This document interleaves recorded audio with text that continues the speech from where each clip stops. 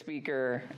He's kind of been in the game for a very long time, CEO of the Directed IRA, and he's just, I mean, he's all over the place. And his partner is somebody that I've followed since I was like early 2000 when I started investing in real estate. So you're in for a treat. Hopefully that treat comes very soon. But I started this just to kind of give a little bit of background. I started this concept and the idea of bringing everyone together early in January. It was something that was just kind of like, I'd stumbled upon apartment syndication, which I'm going to tell you a little bit more about, because some of you might be new to it, and some of you, it may be something that you're already doing, you're already invested in. We kind of have like a wide range of scale from the folks that have been coming to these meetings. And I started on it once I stumbled on it, was like, I'm not seeing people that look like me in these spaces and in these rooms. And if they knew the power of coming together and to take down large assets and what difference that would make in creating financial freedom, not only passive income, but financial freedom and generational wealth for their families and our community, to me, that's like, so I've just been on kind of a mission of just educating people with the hopes of really getting people on board to like take some action. That I will start clicking through a couple of my slides, give you guys just a little bit of background on me. A lot of you guys already know me, so you may know some of my story. This is my first house that I purchased in 2002 in Levine. I don't know if anybody knows that community. You might know the community, right? And that's, I purchased my first house a couple years out of college, and that kind of was the bug that got me started on the real estate investing journey.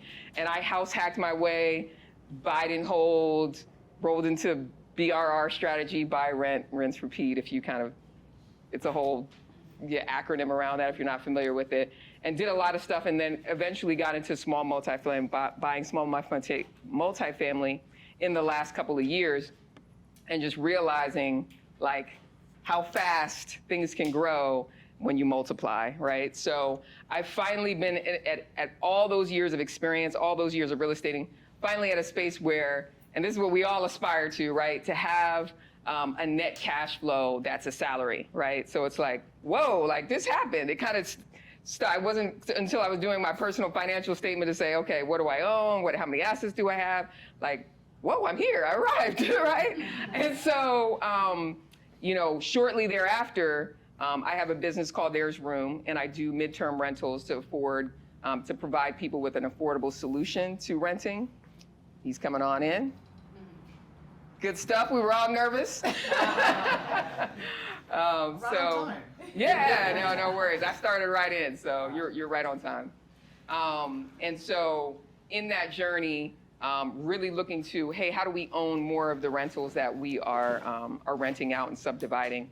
And that's how I stumbled upon the apartment syndication space. And like I told you, once I stumbled in it and I started walking into the rooms and realizing how easy this was, easy and hard, right?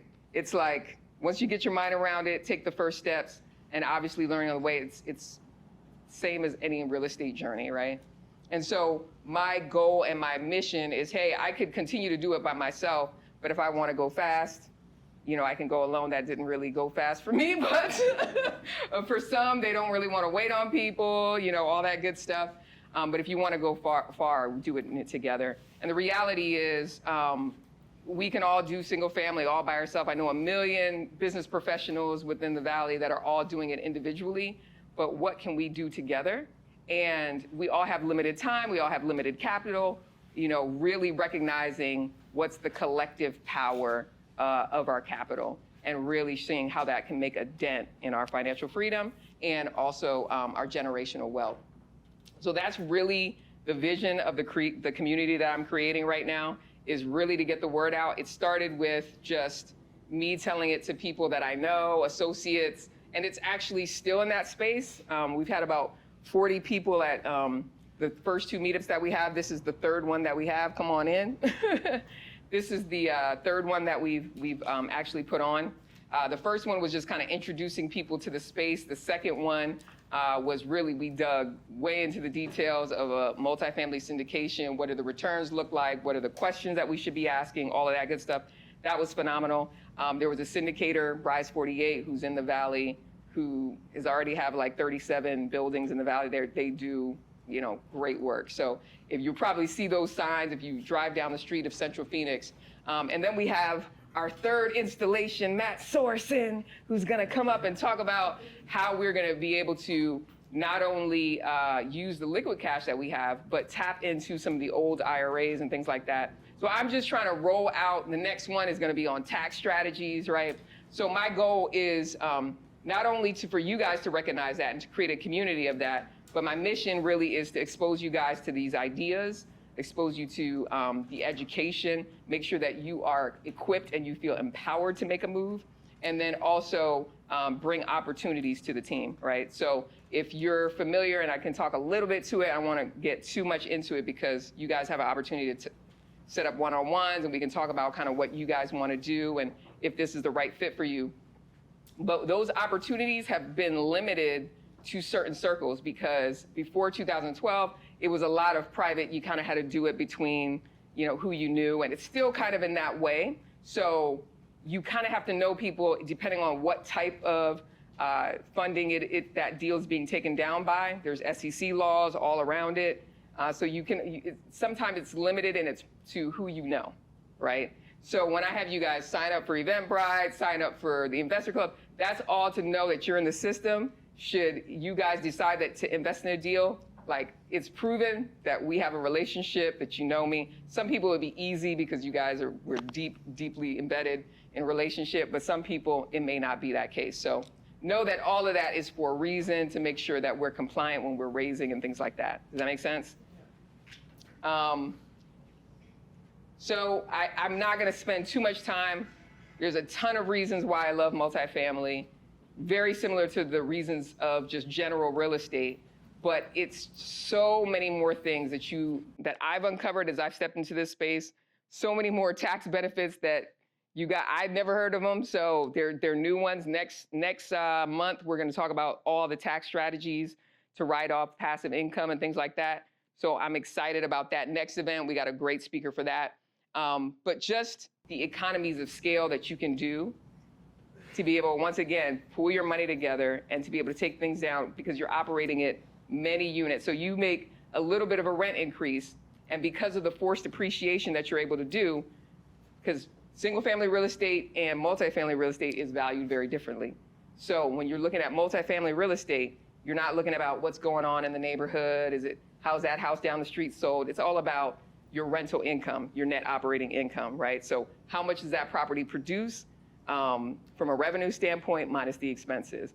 And so we can talk more about that offline because this session is really focused on 401s, but I wanted to get you why we're so excited about the multifamily space. So a little bit, once again, I'm just scratching on these things just so that you guys are like, what the heck is syndication, right? Once again, it's a group of people come together to take down large assets, and we're pooling our money together to be able to do that. It's all has to be under certain Securities Exchange Commission rules, right? And so we create an LLC, but there's two types of members that sit within this body. One is that general partnership. They're the one finding the deal. They're the one managing the deal. They're operating it. They're making sure that you get your cash distributions, whether it be monthly, quarterly, yearly, however they set it up. And they're the ones that when the property sells, that you'll get splits from an equity standpoint. On the passive side, you're bringing a lot of that capital to the table. General partnership team is always going to bring money to the table, but the passive investors are bringing a large amount to that table. And for that, that's where you get an equity split of the property sale, and you get cash distributions, and a lot of times preferred returns that the GP team is making sure that you're getting paid a certain percentage before they start getting returns from the cash flow that's off of that property. So that's kind of the basics of it. Obviously, I'm going to give you guys more information. You guys can set up time with me and we can talk more in detail about it. But this is just kind of like basic information. And because Zuri, I don't know if she's in here. I love her questions, by the way. And one of the things I'm just going to pick on you for a little bit, right? Because you were like extremely, she's been to all 3 meetings, extremely green, right? But once you, back to the mission of exposing, once I've exposed you, how many times have you now seen certain types of deals? Like now things are popping out at you. And that's the beauty of just really being, I'm really just trying to pull back the covers to say like, wow, like this is something that it's been right up under our noses and we haven't been dipping into it, and we all have the ability to do it. And we're all in these business professional circles. There's friends that you have that all can come in and do this work and be able to do it together. And so these are like this is just for educational purpose, but this is in general, when people ask kind of what the typical returns are, I put the one in gold, the average annual returns, because that's what you can compare to, like, how well is my stock portfolio performed? How well is my retirement account performing? This is just typically what I've seen across certain deals, and I've checked a couple just to see, okay, what's the average over the last 10 years? So I took Crowd Street Apartment. That's something that's more public. People see it. It's an apartment syndication. They've been around for about 10 years. Their average returns on deals that have closed is about 17.7%. And that's just annual average returns, right? And I just compare that to the 10-year mark for S&P and the 20-year mark. So I'm just trying to give you benchmarks. If you think about just taking down a single family house, right? Right now it doesn't even cash flow, right? So, and the amount you'd have to come in, if the average house is $400,000 in Phoenix, you're having to come up with a significant amount of cash flow. I did the math, it doesn't even pencil out, right? So how can we come kind of with our capital that we may have put into a deal like that, probably less than we would have to put in a single family home, to be able to get the type of returns that we might see without the headache of managing these properties.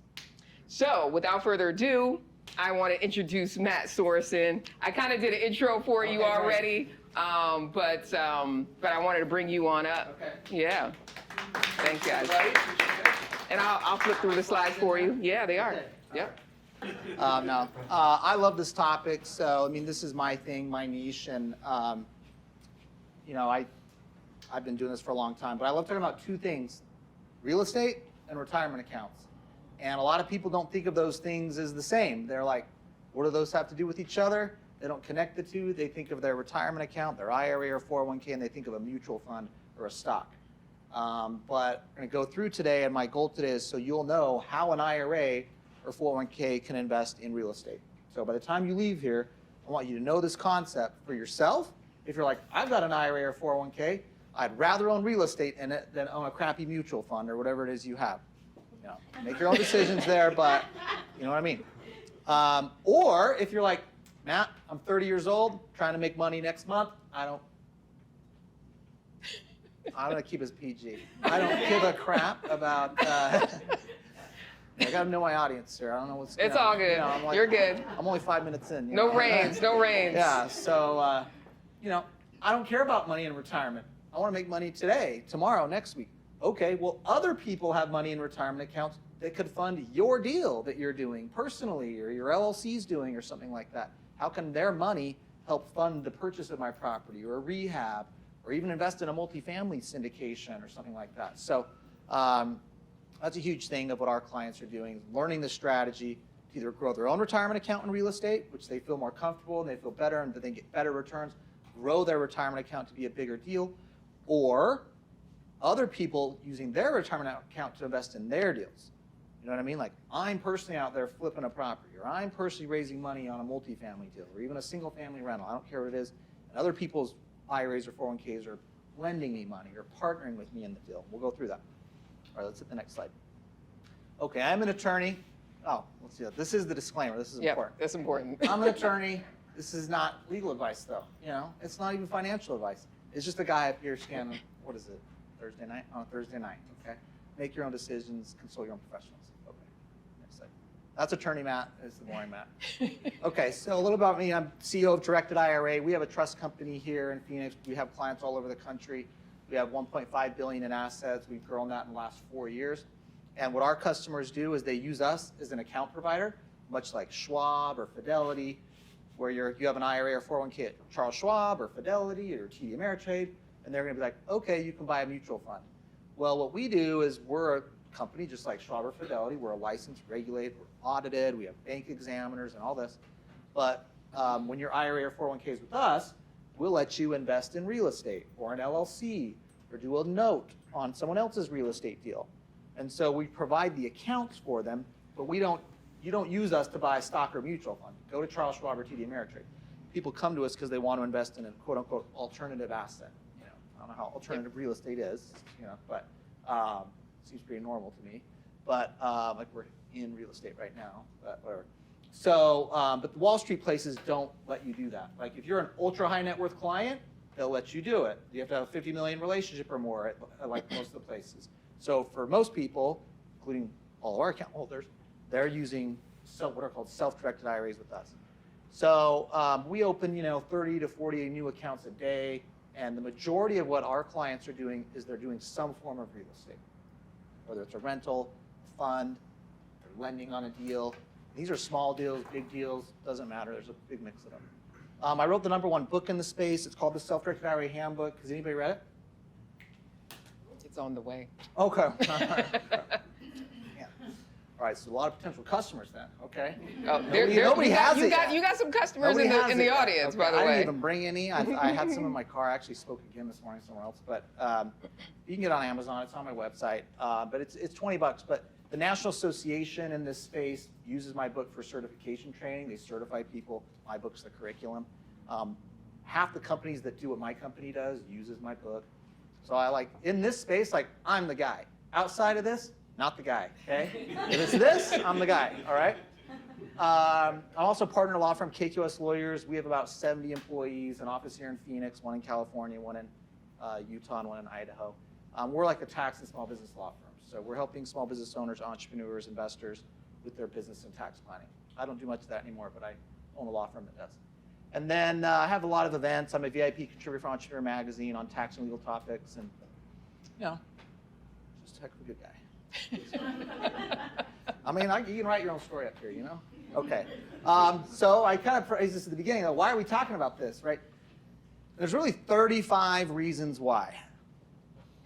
There's $35 trillion in U.S. retirement accounts. Okay? That's right, trillion. Okay? The only time I ever use the word trillion is when I give this presentation. There is no more money anywhere to invest in anything than U.S. retirement accounts. But a lot of people, even like some of our most sophisticated real estate clients, don't even know this. And they're finally coming, you know, oh my gosh, this is where all the money's at. And it's like easier actually to get.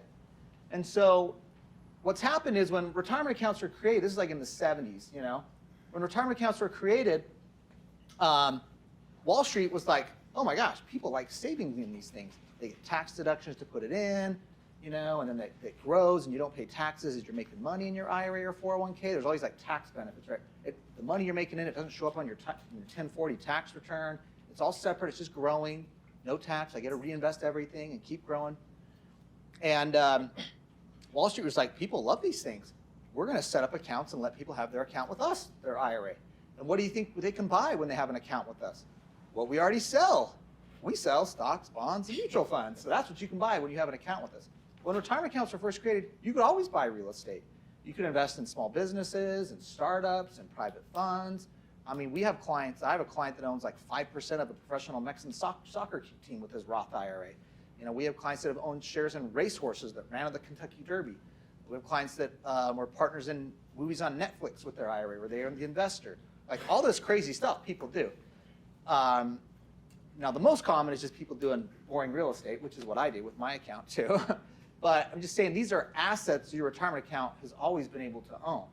But we just don't know about it because the financial services companies that dominate the industry don't put that on the menu. And so it's kind of like you can have a Big Mac, but you don't get it at Taco Bell, and everybody's at Taco Bell trying to, you know, and so they just think stocks, bonds, mutual funds, tacos, burritos, you know, what else? Gorditas. But you can get over, you just got to change where you're at. So if you have an IRA, and I'm going to get into this, or someone you're working with to fund a deal you're trying to do has an IRA at TD Ameritrade, they're going to need to move it, okay? They got to get to a company that will let them invest it in real estate. We'll talk about how to do that. Okay. So let's talk about that. All right, so now think of yourself here. You might have an account somewhere. You might know someone that you need to fund a deal, acquisition of a property, rehab of a property, pooling a group of money together to do a bigger deal. Now, if their money's at Fidelity or TD Ameritrade, and you, let's say this is you yourself and you want to do a real estate deal with it, let's say you just want to buy a rental, keep it simple. You call up Fidelity and you say, hey, I want to use my IRA to buy the property at 123 Green Street. Fidelity's going to be like, you can't do that. And it's not because IRAs can't do that, it's because Fidelity IRAs can't do it, okay? Fidelity's restricted their accounts to say they can buy what we have. They don't have real estate, they don't let you buy it. So what they'll need to do, or you, if this is you, is move the account from Fidelity to Directed IRA. Now let's say you have 200 grand at Fidelity, you need 100 grand to do the real estate deal. You transfer $100,000 from your Fidelity IRA to a new account at Directed IRA. That's our company. So there's 30 options you have. You don't need to know any other stuff. So, and we're the best. It's not even close. So you have an account at Directed IRA, and now when your account's with us, you're like, all right, I'm going to go buy the property at 123 Green Street. Cool. Your IRA goes and buys the property. It gets the income on the property. It pays the expenses. When the property sells, it gets the gain. That all built up in your IRA. Now remember, this is growing for retirement later. You're not spending this money now unless you're already 59 and a half where you can take the money out. We're growing and trying to build this long-term wealth. Just the same thing of your IRA or 401k today, buying a crappy mutual fund, you know? And there's some good ones probably, but you know what I mean? It's like you don't get to touch that money either, right? It's growing. This is long-term wealth, okay? When you're thinking of your own account, until you're 59 and a half, you're not pulling it out. So you got to get to a self-directed IRA. So if someone's got a traditional IRA at Fidelity, they're going to open up a traditional IRA at Directed IRA. The difference is we're going to let them invest whatever the heck they want. If they've got a Roth IRA at TD Ameritrade, they're going to do a Roth IRA at Directed IRA, and they're just going to move the piece of money over that they want to self-direct, or they can move the whole thing. If they're like, I want to use the whole thing, and I want to self-direct the whole thing, they can come over here. Now you can start from zero too. Some people will start at zero, but you can put $6,500 a year into an IRA. So it takes a while. You know, I was teaching self-directing and helping clients do it for about 5 years before I had enough money in my account to do it myself, because I started at zero. You know, and everybody starts at zero. My largest client has a $300 million Roth IRA. He started at zero too. Okay. Everybody starts at zero. This is not like you inherit stuff, you know, and you just get a head start on everybody. We all start at the same place. We got to grow it. It takes some discipline. Save, save, save if you're starting at zero. Then you get to start investing, and then it starts compounding, and hopefully you're successful, and it grows, and then it's, you know, it's a big number at the end of the day. So, so it has some discipline for anybody starting at zero. But a lot of people who self-direct, particularly if you're trying to raise money for a deal, you're funding a deal. And let's go over that for a second. Let's say you have you want to flip a property, okay? I'm just trying to keep this common examples. And let's say you need 200 grand to rehab it, okay? You got a hard money loan to buy it, or some seller financing, creative financing, whatever. You own the deal. But you're like, I need 200 grand to rehab it so I can flip it. Well, it's hard getting a hard money loan for rehab expenses. Sometimes you can. But a lot of private investors with IRAs will lend. So you got someone else that's got 200 grand in their IRA. They'll loan you the money, right? They're going to want interest and points. You have to pay for that money, right? They want a good investment too. They want a return. And then you do the deal, sell it, you make hopefully some money, and then the IRA gets its money back. So a lot of people use it, you know, if they're real estate investors themselves, they're using other people's IRAs to fund their deal. I have a local client here I did a webinar with. You could go to directedira.com on the webinars and watch it. He's done 250 flips in the Valley here in the last 5 years. I went over, and I know he knows the IRA strategy. I've been working with him for like 10 years. Great guy. But he says 60% of his deals are funded with IRAs because he knows the strategy. And for most people, it's like, that's not the case. But he just knows how to talk about it. So it's easier for him to get the money. And so knowing the strategy for someone that's trying to get funding on deals is really powerful. If you think of 10 people that you know that are likely to have 100 grand to invest in your real estate deal, do you think they have it in a savings account or an investment account in their personal name, or do you think it's in their IRA or 401k? It's going to be in their IRA or 401k. It's much more likely because that's where we've been trained to invest, and there's 35 trillion of it out there, okay? So really important strategy. Okay, so let's say you want your IRA to just own a rental. We're gonna go over 3 different options here. But let's say you just wanna keep it simple, buy a single family rental. I do this myself. Your IRA goes and buys the property, okay? Now, when your IRA is buying property, it's not you buying it, it's your IRA, and that's different. If you buy stuff, it's your money, it's on your tax return, you know what I mean? If your IRA buys it, it's your IRA's money. Your IRA doesn't file a tax return, it doesn't pay tax, it's kind of nice. And so, what happens is it's in the name of your IRA. So this is me, my IRA, it's gonna be on the documents to purchase the property, on the deed to the property, it's gonna be Directed Trust Company, FBO, Matt Sorensen IRA. That's who owns it. My IRA paid the money for it, my IRA pays expenses, you know, it sent the earnest money, it sent the money to buy it, and then it gets the rental income, and it gets the gain when I sell, okay? And again, this is building for long-term wealth in my own IRA. Now, there's some pros and cons to this. We'll talk about using an LLC. Some people use an LLC, but this is just your IRA buying a rental, okay? I just wanna make the point here that you don't own this property, your IRA does, okay? All right, the next one, lender here. So let's say you wanted to lend your IRA, or someone else is gonna lend money to you on a deal, okay? The IRA is the lender on the note, and typically if you're doing loans on real estate, right, there would be a deed of trust recorded on title, which is like the lien that protects you. So if you're lending your IRA on a real estate deal, you better get a deed of trust or a lien on title. Do not lend money unsecured. Don't get caught into that trap. I've seen way too many people lose money because they're sloppy and lazy. Like, get the documents. Like, when a bank lends money, what does the bank do? The bank's gonna put a lien on the property they gave you money for, right? Because they wanna make sure they get paid back. You should do the same thing, okay? When you're lending your own IRA, think, what would the bank do? You know, WWBD, okay? What would the bank do? You know, it's not a good principle of your rest of your life, you know, but for lending your own money, you know, think of what the bank would do, because you want to get paid back. And even sometimes people with good intentions, you know, they end up owing other people money, and I'll pay you, I won't pay you, and you know, so the people who frankly put a lien on the property, they get priority, they get paid first.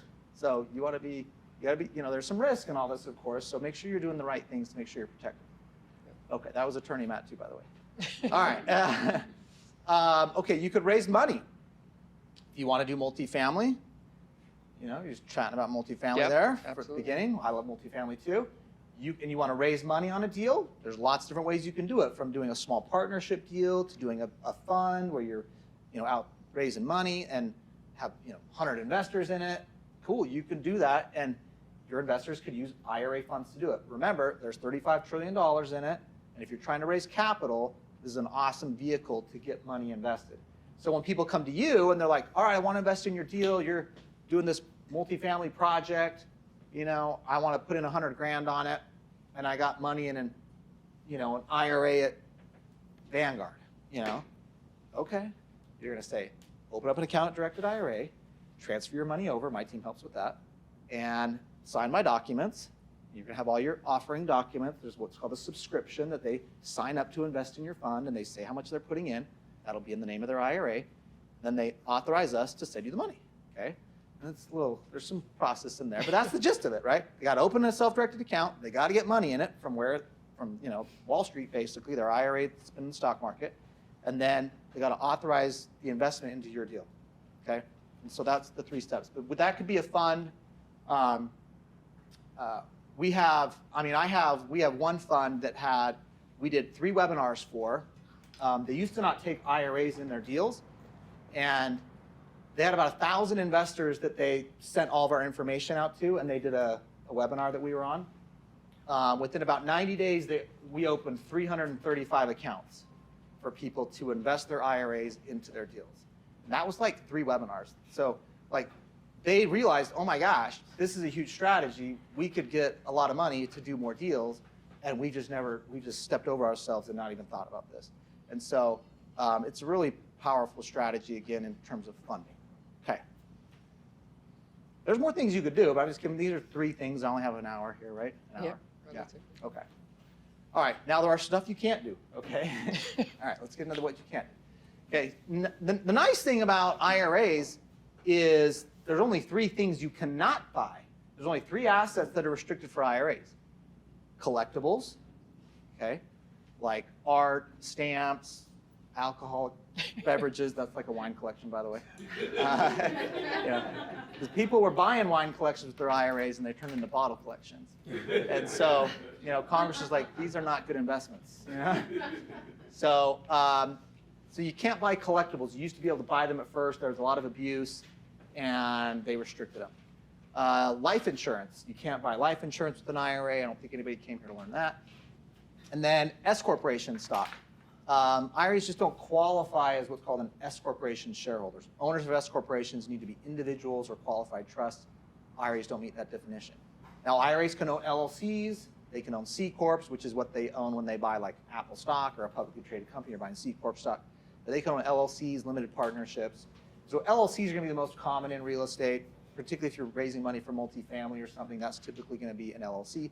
Or even if you're doing your own deals with your own IRA, an LLC is very common too, and I'll get into that strategy. And it's just like your one IRA owns an LLC. We'll go with that. Now, the big rule, though, that you need to know is something called the prohibited transaction rules. Now, the prohibited transaction rules is a rule that doesn't restrict what your IRA can buy. It restricts who your IRA can transact with. So, like, if I'm buying real estate, who's selling my IRA the real estate? And so what Congress did is they're like, all right, we have these retirement accounts that are like tax-preferred vehicles. When people make money in them, they don't pay tax. And they knew what we would do is we would sell our own assets that we personally own that we do pay tax on over to our IRA for a small price, and we sell them from our IRA and pay no tax. For example, let's say you bought a property for 200 grand, and now it's worth 500 grand. This is an investment property, let's say. So if you sold it, you're going to pay tax on 300,000 of gain, right? Well, what you would do if this rule didn't exist, you would sell that real estate that you bought for 200 that's worth 500. You'd sell it for 200 over to your IRA, right? You'd pay no tax because you sold it for what you bought it for. Then you have your IRA go sell it to someone else for 500 and keep the 300,000 of gain, right? And you'd pay no tax. That would be a cool strategy. I'd be teaching that here. But you can't do that, okay? That's what this rule was about, okay? They knew we would mess up deals and do stuff with ourselves and move assets over to avoid taxes. And so they restricted who your account can transact with. Now, if you go one slide up, I'm going to go one more. One more. Actually, sorry, go back. Okay. Right there. Thank you. Okay. So there's something called a prohibited transaction, and this deals with who's your account transacting with. Who's your IRA buying or selling something to? So to have a prohibited transaction, you have to have 3 things line up. You have to have an IRA. Okay, well, that's what we're talking about here. Transact. Well, that's the point, right? Your IRA's got to transact to do anything. But if it's with a disqualified person, and I'll define who that is, if you have an IRA transact with a disqualified person, now we have a prohibited transaction. If I have a prohibited transaction, I lose my IRA.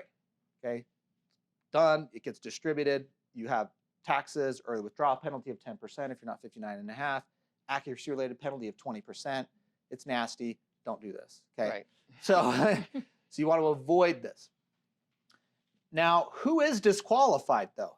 Now, the list of who's disqualified, it's very literal. It's like, who's in the tax code on this that's restricted? Well, it starts with you. It includes your spouse. Okay, people in Utah, it's all their spouses. Okay, it includes your parents. Okay, I don't know if there's anyone online from Utah or something, but It's all good. It's all good. we got online, everybody. Everybody. Okay, so. I grew up in Utah, so that was a hometown joke. Let's see, your kids. Okay, your parents, your son-in-law or daughter-in-law gets in this list. Also, any company that these people own 50% or more. So if you have a business that you own 100% or you and your spouse own 100%, well, that company's also restricted. It can't buy or sell assets between you and your IRA, okay? Now, let's talk about who's okay actually in your family. So if you go to the next slide. So in red there, that means no, okay? I felt like that would stop, right? That should be self-explanatory. Green means go, okay? So your brothers and sisters are okay, you know? So sometimes we'll have that. It's like, oh, my sister's got an IRA. She wants to lend it on my deal. That's totally fine, okay? They just didn't make the list on the tax code. Makes absolutely no sense, right? None. That is the tax code, okay? If you're looking for stuff that makes sense, don't go to the tax code, all right? It doesn't make any sense, but that's how it is. So use it to your advantage. You know, you got the rich uncle or aunt, and they got a big IRA or 401k. They could invest in your deals, okay? You're not disqualified to them. So, you know, cousins and just more distant family, they're totally fine. But the people in red here, they're who are restricted. Actually, your IRA could transact with your mother-in-law or father-in-law if you wanted, but you know, that's optional, of course. Don't recommend it. Yeah, sure. I'm trying to understand if as an individual IRA account owner, Okay. I could purchase my own residential property, not for investment purposes. Can I do that through the Nope, IRA? because you're the one in the middle. But I would be transacting with a bank, not myself. Is that not? Nah, Missing it? Okay. because you own it. You mean like a property you personally own? Right. Something that I would. Yeah. live in, That would be but it prohibited. would be Yeah. okay. Thank you. So it's got to be held for investment. So like, you can't own real estate with your IRA. Let's even just say you just bought real estate from some third party, right? You can't go live in it. You know. So let's say I sold you a piece of real estate. Your IRA bought real estate from me. You're not a disqualified person. Your IRA is not disqualified to me, but you can't go live in it. Like you could rent it out. It has to be an investment property. So we're talking about real estate for your IRA. It's got to be an income-producing real estate asset, right? Or something you're going to make money on. I mean, you could own land if you wanted. If you know it goes up in value, sell it, you make a gain. But it can't be real estate you have for personal use. Nor, and I have people that call me all the time, hey, my kid's moving to college in XYZ town. You know, I want to buy a property there and my kid will live in it. And can't do that either because your kid's on the list. Yep. So if your IRA owns it, they can't lease it either or stay in it, okay? I have clients that have like Airbnbs, you know, and they're like in a cool location and let's, you know, and they're like, well, no one's there for 1 week, but 51 weeks out of the year it was rented. No one ended up renting it this week. Can I go there and stay in it myself? You can't do that either. That violates what's called a self-dealing prohibited transaction, which basically means you can't have use of your own assets that your IRA owns, okay? So if you buy stuff, and this is where like when you're buying stocks and mutual funds, you don't need to know this, right? If you're buying real estate, like it's a real thing, you can go live in it, you know, you can stay in it, like your kids could stay in it, you know? You could buy it from your mom, you know, like it could get convoluted, so that's why I had to make these rules. So just think of owning it, leasing it. But my sister could purchase a residential property for me that I would live in, and I would pay rent to her. So let's say your sister's IRA could buy it, Right. and you could be the tenant, and you could pay rent to her IRA. That could work. Thank you. There you go. You got it. It's like how to work around the deal. Yeah. Yeah. There you go. Yep. That's how the tax code is. Yep. It takes a second because it doesn't make sense. Back on the Yeah. the other one, you had 50% ownership of a business. You couldn't do it. What if it's 49%? Then it's okay. You tap. Okay. Let's see. How do I answer this? It's a gray area. Okay. It's not good. It's dark gray. You know, you got like, so what I say with this one is, let's say, if you got like, let's do an example. Okay. Let me give a couple examples. Let's say that, what's your name? Daniel. What's your name right here? Rich. Okay. Sorry. You sat in the front row. So, okay. Daniel, Rich, and I, let's say the three of us owned an LLC. We each own 1/3 of an LLC. Okay. Let's say we went out and bought a property and we're flipping it. We're doing the deal. It's done. It's ready to sell. Now, let's say it's on the market and you're like, I want to buy this with my IRA, actually.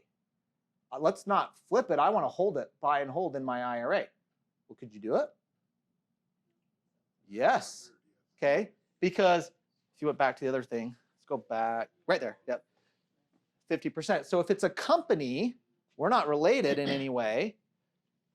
You only own 33%. You're not over 50. That LLC could sell the property to your IRA. Now, let's say it was just me and you. You own 50% of the LLC. I own 50% of the LLC. Now we're flipping it and you want your IRA to buy it. That doesn't work though, because you own 50% or more. Now you went one notch below and said, what if I only own 49? Technically that's okay, but there are people who have lost those cases where their IRA is buying something from an LLC where they're a major partner, but they're not 50% or more. There's someone that owned about like 30%, but they did like squirrely deals and it was like not really market rate. And so the IRS said that's prohibited. So it's possible to do it, but you got to make sure your deal is really clean. You want to talk to a lawyer if you're trying to get that complicated, because there's a lot of risks in doing that. But if it was the three of us, 1/3, I'd feel okay with that.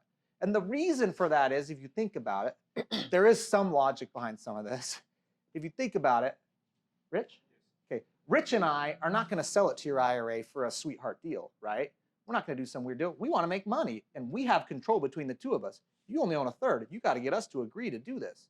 So that's kind of the purpose of this. Is it's like this check and balance. But if you own 50% or more, you'd have control. So you could say, sell them to my IRA for whatever price I want. And so that's the rationale behind the 50%. Okay, let's go forward. Yep. So when you move the money from the IRA to your account or your business, there's Okay. no penalty? What do you mean business? So like, I'm A gonna directed IRA account? you mean like let's say you have an IRA at Charles Schwab, and you want to self-direct it. Mine's through Fidelity, but if Okay. I move it over To to directed be able IRA? to purchase property, Okay, there's no penalty? no penalty. Okay. Are Yeah. your fees higher? Good question. Just- I'll get there. Yes. We gotta make money, you know. So let's say you are at Fidelity, okay? And let's say you moved the money from Fidelity to directed IRA or some self-directed company. It's just like you went from Fidelity to Charles Schwab, Fidelity to Morgan Stanley, Fidelity to Bank of America. We're all IRA accounts. It's just you've changed the company that's what's called the custodian of it. It's still an IRA. Like it was an IRA there, it's an IRA here. You've just changed who the custodian is, and we don't have investment restrictions saying you can't do real estate. So that's why it's not taxable. You got to do it right, though. It's what's called a transfer. It's called a trustee transfer. Whoever you're using, if you use us, like we do it for you, so it doesn't get screwed up. So it's not a distribution. You don't pay a 10% penalty or anything like that. So you don't ever pay the gains on the money that's in there? Nope. Now, we'll get to that. Well, do you guys know the difference between a traditional and a Roth? All right, let me explain that to make sure everybody knows it, because I got some slow nods, and I got some no nods, all right? Okay, let's say you have a traditional IRA. Now, this is whether your IRA owns real estate or has a mutual fund or Apple stock, okay? It's the same thing, okay? You got a traditional IRA or a traditional 401k. What happens is you're making money, you don't have to pay tax, right? It's just building up in the retirement account. But then you hit retirement at 59 and a half and you want to start taking money out, you pay taxes, you pull money out. Okay, that's how a traditional IRA works. When you put money in the traditional IRA, you got a tax deduction. So the government was like, fine, we'll give you a tax deduction now to incentivize you to save, but when you pull money out of a traditional at retirement, you're going to pay tax on the way out. The benefit, though, is in the middle here is you're investing and growing, you don't pay any tax. It gets to grow. And so when you make money, you don't have to send 1/3 of it to the IRS and to the state. You get to keep the whole thing and keep investing. And if you invest your account over 20, 30 years, that difference of all that money getting to stay invested is huge. That was the concept of retirement accounts to begin with. So that's a traditional IRA or 401k. It grows and it's called tax deferred. I sometimes call it taxed later. You're paying tax on the way out later, okay? A Roth account is different though. In a Roth account, when you put money in, you don't get a tax deduction. No tax deduction. But the government said, when you take it out at retirement, no tax on the way out. It's totally tax-free. Now that's like the best deal really, because who knows where taxes will be at the point you retire? What's your income going to be like? Are you going to have much income at retirement? Or what tax bracket are you at retirement? Who knows? There's all these questions. But just knowing it's tax-free later is pretty cool. So in a Roth account, we're giving up a tax deduction to put our money in, but it's growing and coming out tax-free. So to answer your question, it depends on whether you had a traditional Roth. If you had a Roth, it's growing and no tax on the way out when you start pulling it out. If you had a traditional, though, you will pay taxes, you pull the money out. And the Roth has it. The Roth has no tax. Okay, great point. Good question. Okay. All right. We only do have an hour, right? Go for it. Go in. I'm just kidding. I got to be out in an hour too, but I love the questions though, actually.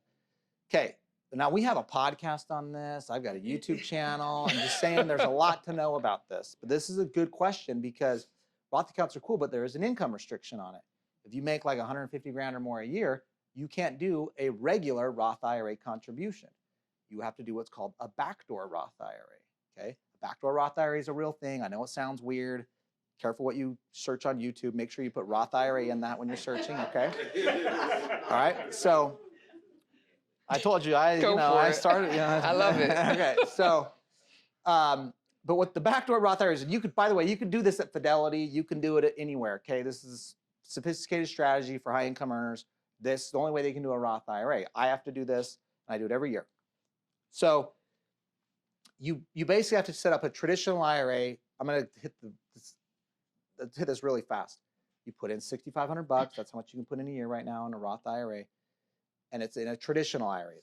It's a non-deductible traditional IRA contribution because you're not going to take a tax deduction. Then on day 2, you convert it to Roth. Now it's in a Roth. Now it sounds like it's kind of dumb because you got to do this little 2-step process to get it there. But at the end of the day, you can get a contribution in every year. If you're married, your spouse could do the same thing. You know, it takes a while, but if you do that for a few years, you might have enough to do a real estate deal together, you know? So that's the backdoor Roth IRA. So if you are high income and you're like, I want to do a Roth IRA, that's the way to do it. Another way to do it, though, is if you're self-employed, particularly if you're self-employed with no employees, you can do what's called a solo 401k. And in a solo 401k, you can put $66,000 a year. And in the solo 401k, you can do traditional dollars or Roth dollars. Again, ton to learn. Like we have a whole podcast episode with YouTube video on just a backdoor Roth. We have a webinar on just the backdoor Roth. We have a webinar on the solo 401k strategy. A podcast episode just on that strategy. So if you're like, this is going boom, boom, boom, it's okay. It's like there's a lot of content out there to get on this. Okay. All right, let's go. We'll skip that. It's just a cool graphic. Okay. Okay, your IRA can get a loan to buy property too. So let's say you're like, I want to buy a single family rental. It's 100 grand and I have 40,000 bucks in my IRA.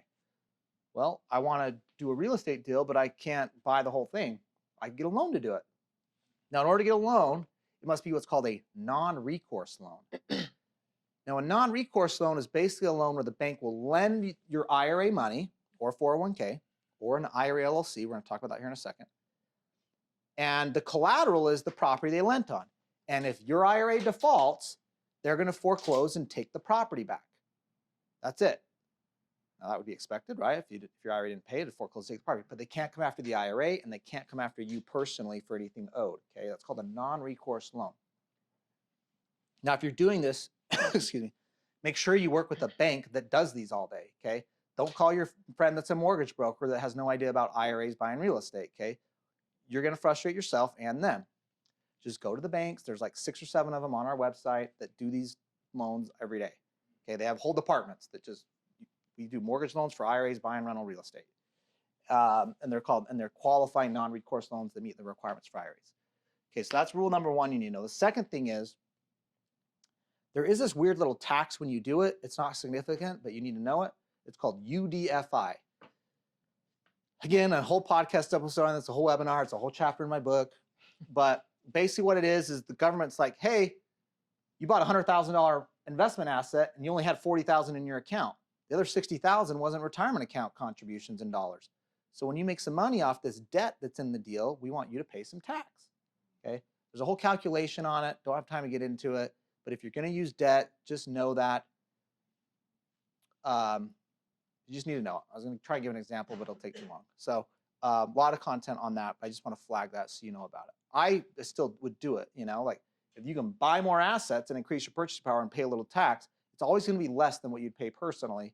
So it's, you know, it's a good deal. Okay. Yes. For that UDFI tax, is it a flat percentage based on income? So if you, it usually comes in when you sell the property. What they do is they look at, you see, I can never get away with just like, I knew it. I knew I wouldn't get away with it. Okay, I'll give you an example. Let's go to that example I did. You bought a property for 100 grand, you put 40,000 in cash from the IRA, got a loan for 60,000. Let's say you sell the property 3 years later, you make a $10,000 gain. Okay, I'm doing these numbers so I can do the math. So you made 10,000 bucks. This is after all expenses. Okay, you got to expense everything. At the end of the day, there's 10,000 of net gain at the end of the day. Well, the IRS looks at that and they're going to be like, yeah, but 60% of that was not IRA money, it was debt. So 60% of that 10,000 gets subjected to a calculation of tax here. So in this case, 60% of 10,000 is 6 grand. Now, on the sale of a property, you get to use the capital gain rate, 20%. So you take 20% of 6,000, that's 1,200 bucks in that example. That's what you'd pay. So you had a $8,800 gain, right? You got to keep. You paid 1,200 bucks in tax. That's like a 12% effective tax rate. That's better than you're going to get personally. And you got to increase the purchasing power of the retirement account. So that's how it works. Okay. That's a good one. All right. Okay, so this is an example. See, real estate is not sexy, okay? Like this property, okay? But it can pay, all right? So this is the first deal I did in my own retirement account. As I bought this in 2017 for 85 grand.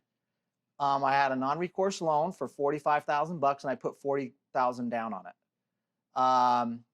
At the time I sold it, the loan had been paid down to 30,000 bucks. This was the rental income. By the time I sold this, actually, I updated some of the slide, but in other places. I just sold this property like 3 or 4 months ago. My rent was about $1,350 by the time I sold it. And when I first bought it, it was 950 bucks. So I had a great rental increase. And that's one thing about real estate that I love, is when you analyze a deal, and just me as I try not to sell real estate. There's a reason I sold this to another deal, but every property I've ever owned, the worst time that property from a cash flow perspective was the day I bought it. Because you get to fix your costs when you buy it, right? Typically, I mean, there's unexpected things that happen, but rents go up. And like this thing, the rents went up like 50% in 5 years. And so I was cash flowing the property great. It appreciated. By the time I sold it, you know, we had a great run since 2017 until 2022 when I sold it. I sold it for 184 grand. So I had a 200% return on investment in that time period. There's no way in hell I would have got that in the stock market. Now, I am not a wizard in real estate. Okay, I'm not. I just happen to have a real estate broker client of mine who's buying his own real estate in this market. And I know he helps clients buy real estate all the time. He's a good friend of mine. And I said, I want to buy one. And he said, I'll get you to the next one. And so that's what I did. And I bought it. I mean, it was that simple, you know? So, and it's funny, when I bought it, the bank for the loan was like, you sure you want this property? I'm like, I almost like second-guessed myself. And I was like, yeah, I'm pretty sure. Anyways, they were like, okay, we'll loan you the money. So, so that was that deal. But I think some people, especially if you're new to real estate, and you know, I've done a lot of other real estate outside of my retirement account, but it's boring properties like that. That's what I'm trying to say. But you can make money on them. You know, it doesn't have to be this big, you know, beautiful apartment building deal. It doesn't have to be like, you know, this sexy office tower or like this. It's like, it could be. That's simple. Yeah, what I forgot what that property was. It's like the address. But anyways, it can be boring Indianapolis property like this. Okay. All right, now this is a structure that's really common if you're doing your own deals or if you're raising money. Other people you might run into this structure. It's called an IRA LLC or checkbook IRA. When we talked about your IRA buying real estate before, remember I said on the contract to purchase, it's going to be Directed Trust Company, FBO, Matt Sorensen IRA. And on the deed to the property, it's going to say Directed Trust Company, FBO, Matt Sorensen IRA. Like, you don't own it, your IRA does. One of the problems is that you can't sign for your IRA. You can't send money to buy stuff for your IRA. You can't send the earnest money. You can't send the money into title. You have to tell us to do it. So you got to request that. You got to sign a written authorization, and we'll do it, and we're great and everything. But you know, like if you're doing a real estate deal and you're very active and you're going to hold as a rental, or there's a rehab going on, or you're buying property in an auction, or you're doing a lot of short-term notes where there's money in and out, and you got to fund stuff quickly. Like, you don't want to have to call us and fill out a form and process the documents through us, and it's a pain. I mean, it's a pain for us too. The LLC is great because rather than your IRA owning it, the property, your IRA owns an LLC 100%. The LLC in turn owns the property. And see, the LLC, you're the manager. Your IRA owns it, but you're the manager of the LLC. And manager of an LLC is like president of the corporation. You know, the manager of the LLC has authority to make decisions and sign and act for the LLC. What you're going to have is you're going to have an LLC business checking account. Your IRA is going to invest its money into the LLC, which is going to go to the LLC's business checking account. And then you're the manager of it, so you have authority to sign the checking on the checking account. Send wires, write a check for earnest money, pay a contract. You can get a debit card off the account. Don't get a credit card, but you get a debit card. And the LLC's out transacting. Now when you go buy the property, the purchaser on the property is, you know, ABC Investments LLC, whatever you called the LLC. It's not Directed Trust Company, FBO, Matt Sorensen IRA. Now I sit in the office. There's like 50 people on my team. I can tell them all what to do. I can push every button to get stuff done, to authorize things. I use this structure myself, okay? It's easier, it's simpler. The title company gets it. You don't have to, but if you're gonna be like doing a rental or a flip, or you need money short term, this is a really useful tool because you have the money right there. You want to turn on something, you have the bank account, you can get something done, you can sign the contract as manager to get a deal under contract you might have to move fast on. So a lot of times great deals move fast, so you want to be ready. So you can use the LLC. Now there's a lot of cases on it here. Any lawyers here? Okay. Well, don't read these cases, they're boring. They're all in my book, they're summarized, they're, you know, it's much better there. But here, the nice thing about this LLC is this is what's called a single member LLC, meaning the IRS doesn't want a tax return. If it's what's called single member or disregarded, there's no tax return required for the LLC. Now, what's also cool about those of us here in Arizona, any of you online not in Arizona, this sucks for you, but LLCs, there's no annual fee in Arizona. So you basically set up an LLC, you pay the initial fee in Arizona, and then there's no annual fee for an LLC in Arizona. So the cost on this, once it's set up, we charge $1,000 in my law firm to set these LLCs up. But once it's set up, you don't have an annual cost for the LLC. Okay. Now, let's say you're in California, maybe online in California, the annual fee for an LLC is $800. Okay. That's because they hate business investors. Okay. So doesn't matter if you made money or not. You made $1,000, you lost money, $800. Okay. So so it's can be a little more expensive in California. Most states are like $50 or $100. Yeah. So that LLC can have multiple properties? Yeah. Yeah. That LLC could own 5 properties. Okay. It could have a loan. It could do a note. It could be in a fund. It could own its own real estate. Whatever you want. And then question, Yeah. the cash flow that's coming from those Yeah. properties back into the bank account, it will then be distributed back to the 401k? The IRA. The IRA, yeah. Sorry. Yes, good point. So let's say you're making money here, it's cash flowing or the property sells, that first goes to the LLC bank account. But don't take money from the LLC bank account. This is one thing people screw up all the time. You don't own the LLC. Your IRA does. Mhm. If you want to take money, you send money from the LLC back to your IRA. Let's say it's a directed IRA, and then you request a distribution from us. Okay, because that has to be reported and recorded when you're taking money. But the LLC can stay there and invest and buy and pay expenses, make new investments, but you just never take money from it. Okay, it's got to go back to the IRA, and then you take a distribution. Or you're like, all right, I want to go back to the stock market. Send it back to us, then we'll send it to TD Ameritrade or wherever you want to buy stock or whatever you're doing. So these LLCs, let's say you're transacting across state lines. Yes. Do you have to set up doing business as there? So what? So yes. So let's say you first started, you did a deal in Arizona, and so you did an Arizona LLC. But let's say the next deal you're going to do is in Indianapolis. Okay, that was actually my structure. I have an Arizona LLC doing stuff here, and then I did that property in Indianapolis. So I needed to register my Arizona LLC, what's called a foreign registration, into Indianapolis. So it's the same LLC, it's the same tax ID, same bank account, but I have to go file something to the state of Indiana saying, hey, I'm also doing stuff here, and you got to pay Indiana's fees, which weren't a lot. So it's called a foreign registration. Yeah.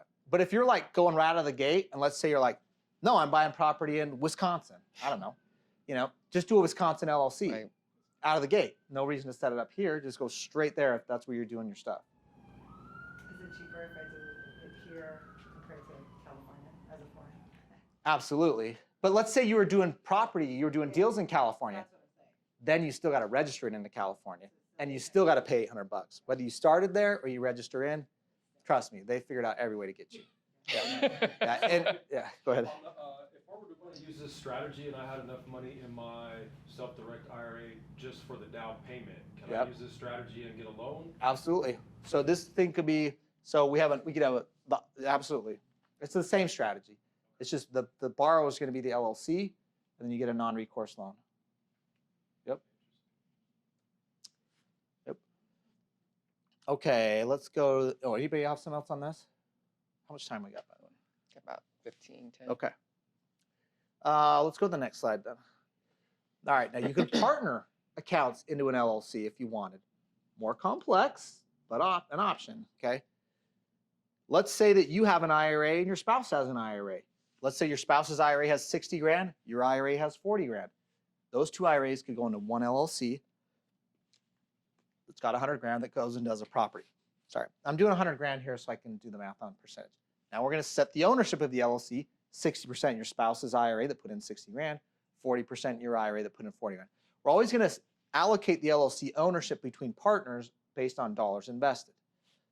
So that's possible. We would have to set it up at the same time. The LLC from the very beginning is owned by my IRA and my spouse's IRA, and we split up the ownership based on dollars invested, and then it can go and do a property. Now, the reason it's a little more complicated is there's really two reasons why. And by the way, this could be 5 IRAs. This could be your IRA, your friend's IRA, your spouse's IRA, your mom's IRA, all these IRAs. Now, they're not buying and selling between each other, by the way. Remember, we said you're prohibited to your spouse, and so are your retirement accounts, but you're not transacting between each other, so it's okay. You're investing into something at the same time. You're taking the original ownership of the LLC, so that's okay. You can partner in like this, but you got to go in at the same time. Okay, so when you set up the LLC, you're going to invest in it at the same time. So, but let's say I've got, 3 people, 2 doesn't matter, in the LLC. There's 2 things you got to know. One is now it's a partnership for tax purposes. Now the LLC has to file a tax return because it's now a partnership. It requires a 1065 partnership return. There's no tax due on a partnership return, but you have to file the damn thing to say, here's the profit or loss we had, and it was owned by IRAs, so no tax. So there's a filing requirement to the IRS every year, which is going to incur a cost to have an accountant or CPA do that. It might cost you $1,000. Those returns aren't cheap, and you're probably not going to crank it out on TurboTax, okay? Tax benefits, like being able to write stuff off? No, because your IRA owns it. You don't own it, and so it's not going on your 1040. So, but you don't pay tax on it either. So it's So why would you do this versus just having an LLC for each one that goes and buys? The reason, great question. The reason I like this is, let's say you were going to buy a property for 300 grand, and your IRA has 100 grand, and your spouse's IRA has 200. You couldn't buy it unless you combine them into one LLC to go do the deal. So that's when I like to do it, is when you need to pool a few accounts to do a specific deal. Does that make sense? Is this what we're doing for the apartment syndication? Or if you're using Yeah. your IRA? So it's similar. It's not this per se, but it's a fund, and so you can get it from just an individual who wants to invest directly their money, or from an IRA. But it would be just like he said, your IRA, directed IRA, whatever your name is, and that would be investing into the fund. Yeah. Are there limitations to 401k moving to self-direct? Like, is it a certain percentage or?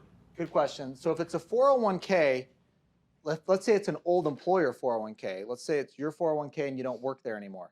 That's easy. You can always move that to an IRA, to a self-directed IRA. And that's usually going to be a traditional IRA, because most 401ks are traditional 401ks. So if it's an old employer, it's really easy. You can move those whenever you want.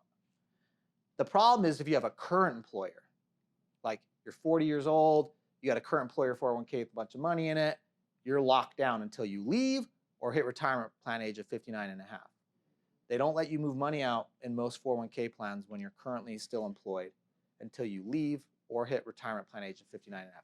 So you could be 60. If you were 60 and you still work there, you can roll the money out even though you still work there. But that's only 2 triggers on a current employer plan. Quit or 59. So you're not 59 and a half, but your age plus your service has brought you to retirement in terms of that. Does that count? Well, if you don't work there anymore, then you're okay. Oh, if you do work there, then no.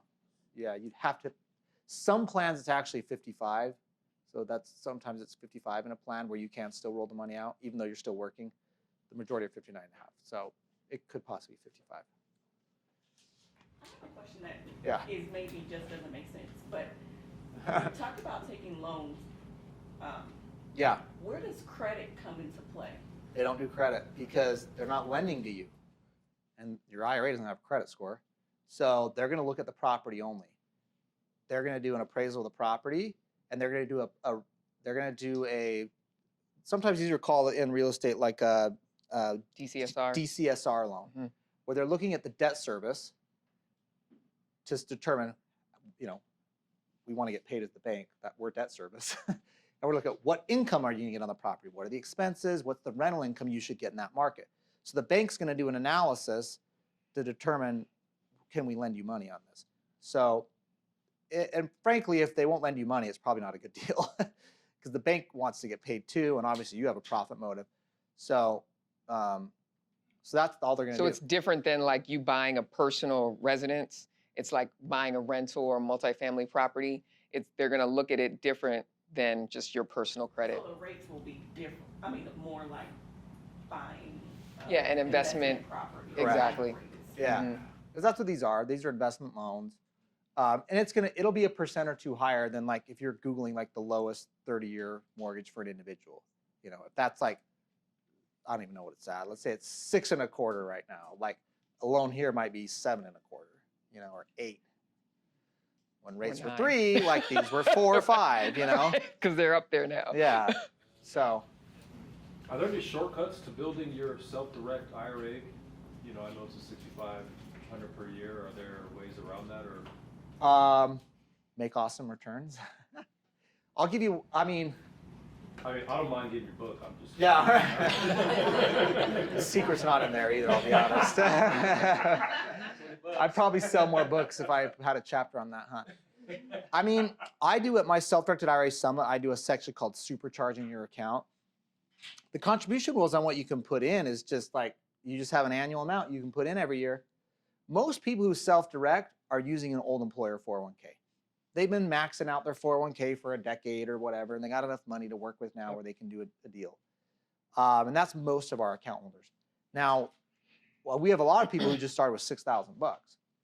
I'll give you an example. So now this isn't me. Like, I don't have a shortcut. Well, I'm like running a business with like 100+ employees. I can't like go out and wheel and deal real estate deals. I love real estate. I'm just like passive. Let me do some base hits, okay? Not a home run hitter. I know my strengths. It's not that. I'm a base hitter, okay? But I do have clients that are real estate clients. They're doing real estate deals all day long. They're in the real estate industry. They see deals come along, and they can see one that's like, I can make a ton of money on that. I'm going to use my Roth IRA. So for example, one of the early deals that made me like, I'm going to focus on this is like my specialty, was I had a real estate client. He's a real estate developer, investor, very successful, in his 50s. There was land next to the highway, and the state and county had planned like an exit, like a highway exit, and it was planned to be done in the next like 3 to 5 years. So my client went to the landowner, that was a farmer, just agricultural land, hit up against the highway. He said, I'll buy this piece of your land for, I think it was $450,000, but I want an option on it for 5 years. So I have the right to buy this in a 5-year window for $450,000, okay? He said, I'll give you $10,000 for the right to do that. And this farmer guy's like, the property's worth like $300, if that right now. There's no way it's gonna be worth more than $450 in 5 years. And he's like, I'll take your $10,000, and if you buy it, great, I'll sell it for $450. If you don't, I'm gonna keep your $10,000. No harm, He's like, I'll just buy more land down the street. What do I care? So, my client knew that a highway exit, whatever it was gonna go in, and this was gonna turn into highway commercial. There's gonna be a gas station, a subway, whatever, stuff's there, and that it was gonna be worth a lot more. Well, that's what happened. And I was around, around these 3 years when it happened. And he basically had his Roth IRA buy this for $10,000. And when the exit went in and everything, the property's worth over $1.5 million. Now my client has the right to buy it with his Roth IRA for $450,000. It's worth over $1.5 million. Well, he decided, I don't want to buy it. Some other investor or developer wants to do this deal. He sold it. He sold his option right for over $1 million in his Roth IRA. He hit $1 million gain in his Roth IRA off a $10,000 investment. Okay. Beautiful. So like that's how you can supercharge it, you know. But you have to find the deals, you know. Like if you're, and I don't know where everybody's at in terms of like how many deals they've done or experience or anything, but like, and that's why I say even me, I don't get those deals. Okay, I'm not running deals every day. I'm not analyzing deals, looking at deals, finding opportunity.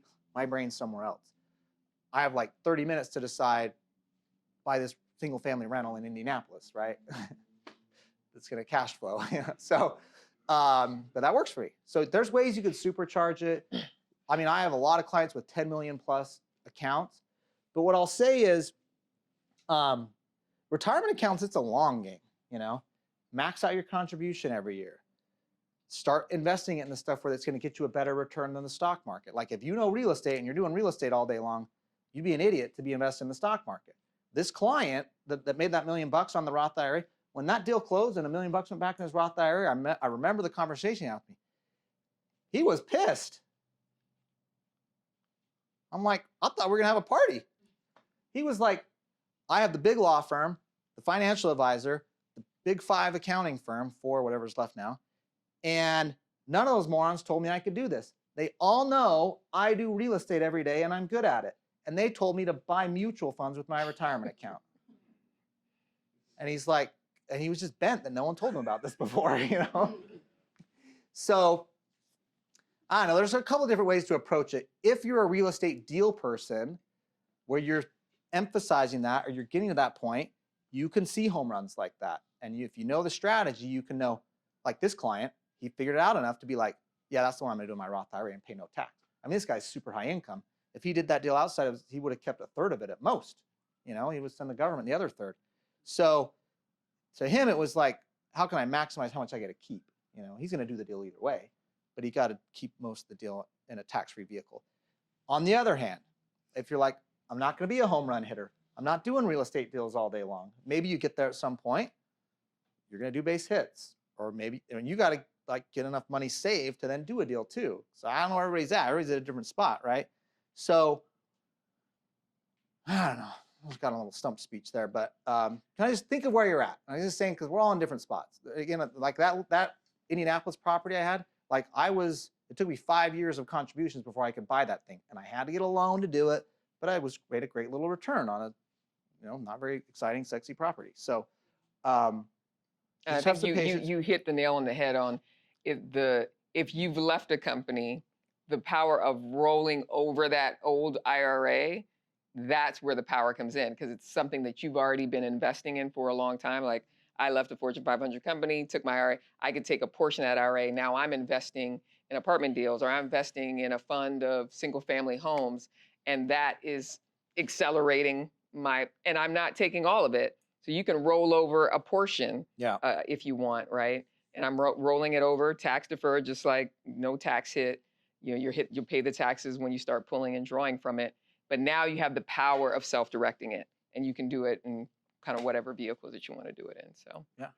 If you do a property and there's your IRA, and then you also put your own money in it. Yep.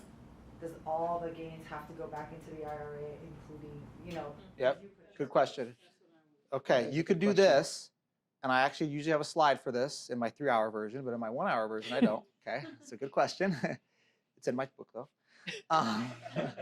It's $20, guys. I mean, I don't make a lot of money selling it. I frankly don't care, but I do explain it more.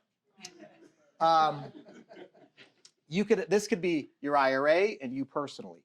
And let's just say it again. Let's say your IRA put in 60 grand and you put in 40 grand. Your IRA owns 60%, you own 40%. Let's say you make $10,000.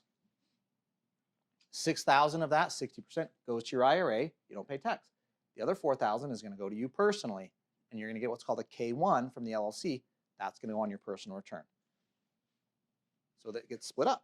Like this goes to your IRA. You don't pay tax. This goes on your tax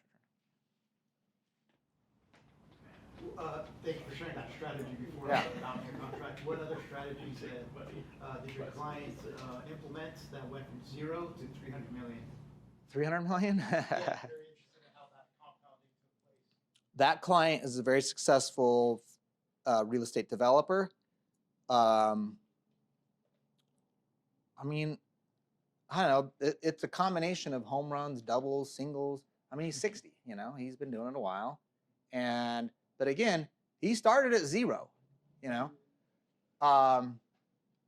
it's interesting because I've looked at the accounts that have 10 million or more that we have, and because people are always, even my own curiosity, you know, I'm like, what the hell are these people doing?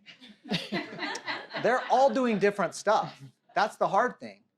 You know, nobody's doing the same thing. I have a client with a $10 million account. He's never owned real estate. He lends on real estate. That's all he does. But he's done it for 20 years at 10% and 2 points, 12% and 2 points.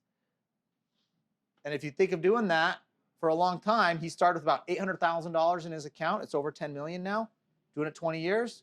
If you run a calculator on that, 12% return, it's a lot of money. And a lot of times he's loaning the money out twice a year because he's doing 6-month loans to fix and flippers. And he's getting points twice a year on his money because he's getting 2 points for that loan and 2 points for that loan. It all adds up, you know.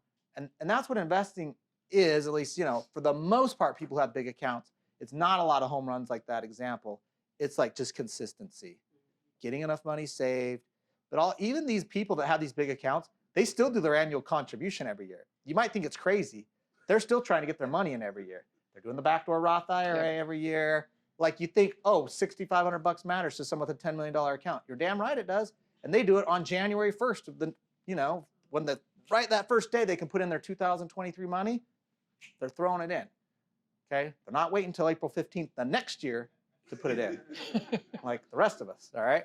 Okay? All right. Last question. Can any of this be done with a 403B? Okay, the 403B is like a 401k, but if you work for like a nonprofit, government, that's called a 403B. It's kind of the same if it's like an old employer or you've hit 59 and a half. You can roll that to a self-directed IRA, but if you're still working there, you're stuck in the plan. If you're 40, still working there, you can't move it out, just like a 401k. You can roll it out because you're at retirement plan age. Even though you still work there. Yep. It's called an in-service rollover. Those would be the buzzwords. Cool. You can just go to the last slide. Just keep going. We're going to have to skip some stuff. That's it. Yeah. So this is our team. If you want to open up an account, you can set up a call online. They do free new account calls. Lots of great people there. Yeah, and they can get you going on the right account type for your situation and answer any questions. Oh, our account fees. It's $395 a year. You asked that and I didn't answer. She's waiting. So, yeah. So it's actually $295 right now, but we're increasing our fees next year. So it'll be $395. And then there's a $50 account establishment fee. So when you start looking, and you can look at other companies, obviously, of course, you know, you'd be crazy, but just so you know, fee-wise, there's some companies that do it per asset. So the way we do it is we just do an annual account fee, period. And then it's $50 when you buy or sell something. You buy real estate, $50, you sell it $50, okay? Otherwise, it's a $395 annual account fee. There's kind of 3 different fee structures in the self-directed industry. That's one, that's what we do. We think it's the most straightforward, the easiest, the most common for people to understand, it's fair. Other people do a per asset fee. And let's say it might be, there's a company in town here that's $350 a year per asset. So if you own multiple assets, you own 2 assets, it's $700 a year, okay? The other variety is a percent of the, based on the size of the account. And so it's like, you know, 0.%, whatever, based on the size of your account. And it's all, there's a couple, they all vary on how they structure it, and all of them have a minimum. We don't like that because it penalizes you when you grow your account. Like, you have a bigger account, you pay more fees. It's not fair. We want them to have a bigger account. We want people to, why we charge you more. So, so that's the 3 different fee structures if you're searching around. But that's with all 401ks. You always look and they do charge you for that, even the ones that you have at your job. Oh, yeah. Yeah, you just don't see it. Yeah, you just don't see it. Yeah, exactly. Yeah, the average 401k fee is 1.5%. You got a $100,000 401k account, you actually are paying $1,500 a year for that. You don't even see it though, because they nickel and dime you. The IRA industry is a lot more straightforward. Now, let's say you have an IRA at TD Ameritrade, right? And you're like, it's free. Trades are free. Well, when you're buying and selling assets, they're getting a squeeze. They're getting called payment for order flow. That's why they have no fees, is because they get paid when you're transacting and buying and selling assets. That's how they do it for free. So anyway, we don't get that when you're buying and selling real estate. We don't get a commission or any piece of your deal, right? We're just getting an account fee for the service. So. And I would do the research because I do have an account and I might switch over. Yeah, you might. You might. But there is a difference in how the cost and things like that. And so that flat fees is actually a nice. Yeah, it's clean, yeah. it's easy, it's Yep. simple. So. Yep. Okay, yeah. Any other questions? The slides? You can share them, I have them. It's up to you. I don't mind. Yeah. Okay. Get it out there, Cool. you know. Cool. Yeah. Well, we're going to be Okay. sending it out too from a. Okay. Yeah. So All right. any other questions that you guys have? I have one last slide. Just, yeah, of course, yeah. Oh, thanks. Appreciate it. Appreciate it.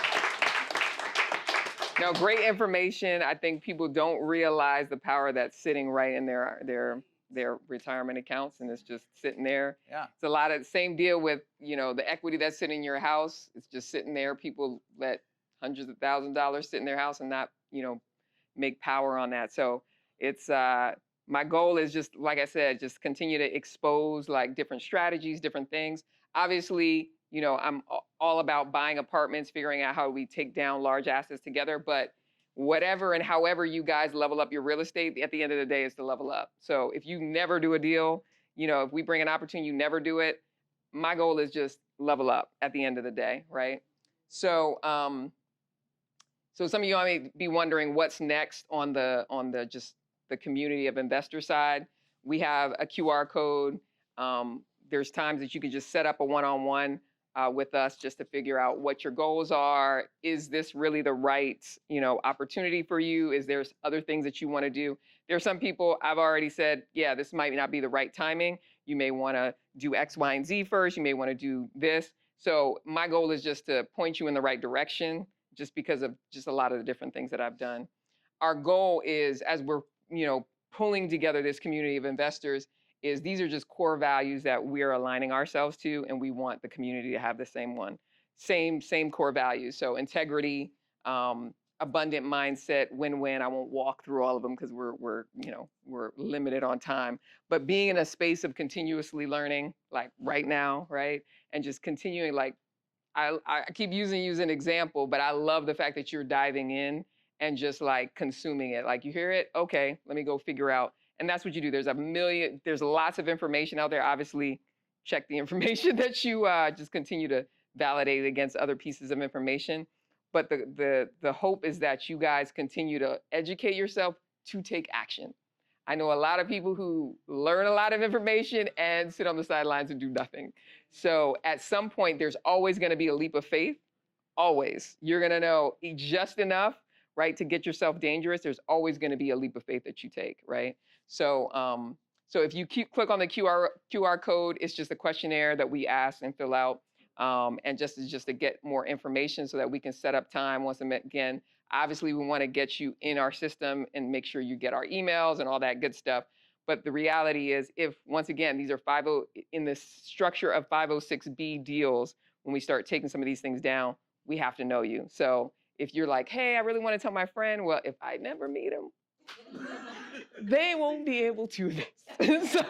So just keeping you abreast of that as well. And that is it, guys. I know that was a lot of information.